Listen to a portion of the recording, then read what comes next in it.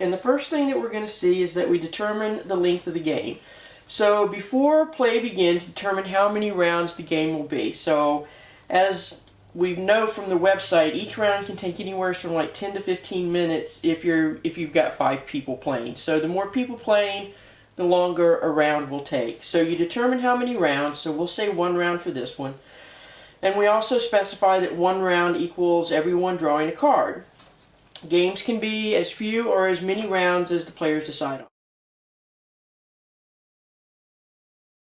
So, in going first, they pick up the genre cards, and they shuffle them, and because there's only 6 cards here, it's a little difficult to shuffle, as I've been told, but still, you can do a fairly decent job of it.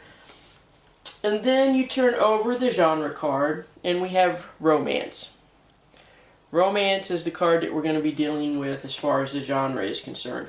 Then that same person, the one who goes first, picks up and shuffles the spark words.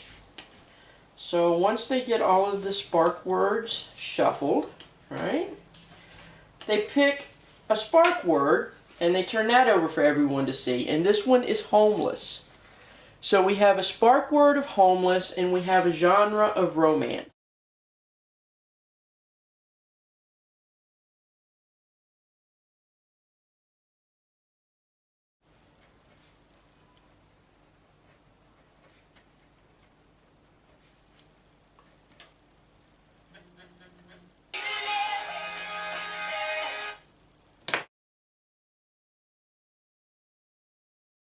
We're like only 3 or 4 people doing this particular round, then this would probably complete the first round for us.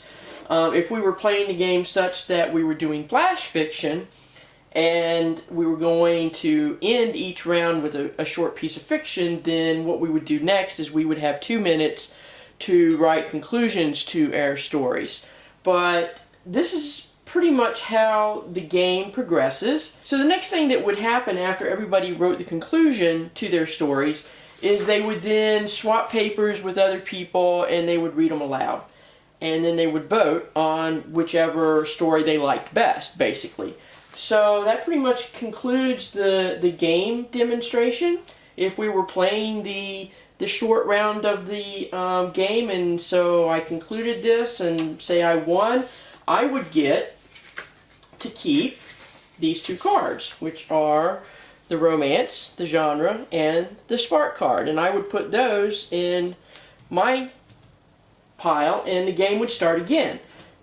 These particular cards that have been used out of the deck would go to the bottom so that they don't get drawn again anytime soon.